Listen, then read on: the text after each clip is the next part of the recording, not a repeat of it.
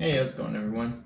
I'm really excited because I got some good news to share. Yesterday I made a video about achieving long-term goals, and I'm happy to say that I got more results from the Fundamentals of Engineering exam that I took, and I passed, and it was a really big thing for me. It took me 3 months of just straight studying, and if you go on Instagram, you follow me on Instagram, or you look at anything I post on Instagram, you'll see a consistent timeline from it was at 4 a.m. Monday through Friday for 3 months. I just got up and I did the quiet work, and I kind of felt like documenting it. I just took pictures of what I was doing.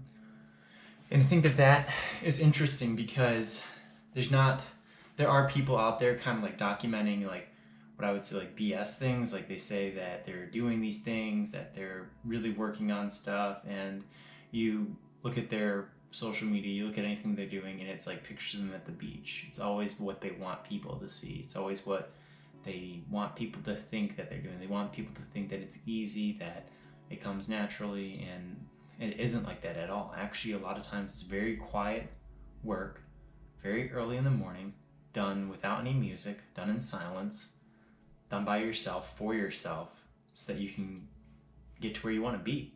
So for me, I knew I had to sit down and read the book. I had to do the problems, and I had to practice the test, and I had to do the things that were going to put me in a position to pass the test. Okay, there's no secret elixir that you drink and then all of a sudden you wake up and you can pass any test. If there is, I'd love to know. I'm sure there's very smart people out there, and honestly, unfortunately, in my experience, this isn't always true, but the smarter the person, the dumber the advice, usually. It's always kind of like, oh, well, you just get it. Oh, well, you don't get that? You don't know how to do that? Oh, that's easy. And it's like, I wouldn't be asking these questions if I didn't know that. Like, I know that they think it's easy and all this stuff, but I'm asking for like tips of advice and stuff. So I think putting out on Instagram every day a stupid picture of the chapter that I was reading is hilarious, because so many people probably looked at that, scoffed at it, potentially probably unfollowed me, which I think is awesome. And the people who did actually, follow me and like every single thing, they were really happy when I finally got to this point, because it's not just a gloat post.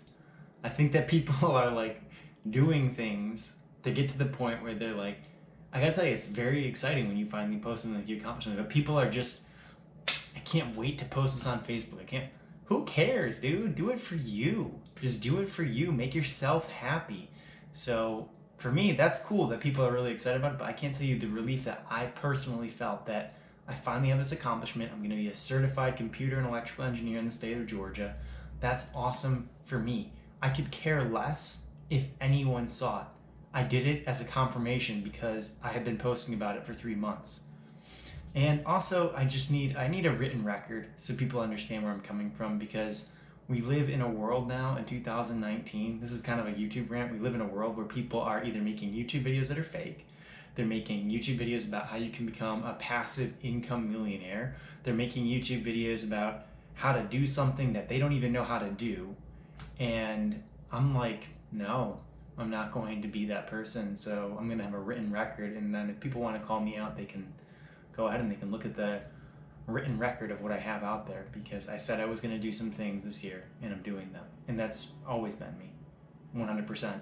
And it goes back to what I said yesterday. If you write down what you want to do and you constantly keep that in view, constantly keep that in perspective, you can get there. I mean, I was like really the worst high school student ever. And I graduated with a degree. Like I didn't even know how to do math. They let me out of high school. They were like, let him out. I barely knew how to do math. And then, I've really got interested in it. And because I was personally interested in physics, I got a degree in physics. And now I'm getting my master's in computer science. And so those things that people would have said are limitations, or whatever my teachers may have said at the time, it's all in the past. It doesn't matter. I wrote down what I want to do. I'm in control of it at that point. So I think that that's a really powerful thing. And it's just so often overlooked. It's just people overlook it. They're like, it's not.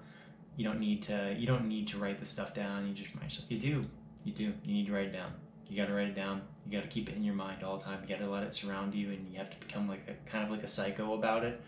and just kind of not like some law of attraction nonsense where you put it out and it comes to you, but you got to make sure that you're doing productive steps towards getting to that end goal. And when you know what your goal is, you can break it down into smaller steps. And I think that's the key, is just breaking it down to smaller steps. So yeah, it was a big old flex video, just me flexing on, I did it, I told everyone I was going to do it, and I'm going to continue to do it. And I think it's so interesting because a lot of people are like, what are you going to do now? I'm like, the same thing. Same thing. I get up at 3 a.m. I get up at 3 a.m. and I grind. And if you really want to like build a company, or you want to, I don't know, get your master's degree, whatever you want to do. For me personally, I am interested in getting my master's degree. I have reasons for this. I want to get it so I can teach physics and math at a community college level. I think that that's awesome. I like to give back to the community, and I love teaching. So for me, that's a necessary requirement for me to reach that goal. It's not for some ego post. It's not for me to walk around and say like, I got this thing. No. And like the same reason that I got a degree in physics, it was setting up the chessboard so that I could understand technology in a way that other people can't. It wasn't, I could have done computer science, could have learned how to code, but I chose physics purposefully because it was very difficult. It was probably the most difficult thing that I could think of that was available at the time, and it was the biggest exposure to all aspects of technology and math. That's why I picked it, was setting up the chessboard. And I think that's the thing, is when you make decisions like this, it has to 100% always be what you want to do. It can never be what Terry wants you to do or what Carl wants you to do. It can never be what your parents want you to do. It can never be what your children want you to do. It has to be 100% you, or don't do it. That's the thing. So, well, yeah, this is kind of a big rant, but I guess the piece of practical advice you can take away from this video is, when you're making very big, life-changing decisions that are going to take lots of time and lots of effort and lots of consistency and lots of sacrifice, they should always be with your best interest, not someone else's, and not for something that you think is going to be cool. It should be not for something you want to tell people. It should be something that you really want, to do. That's what it has to be. All right. Well, thank you for watching, and I hope everyone has a really wonderful Thursday.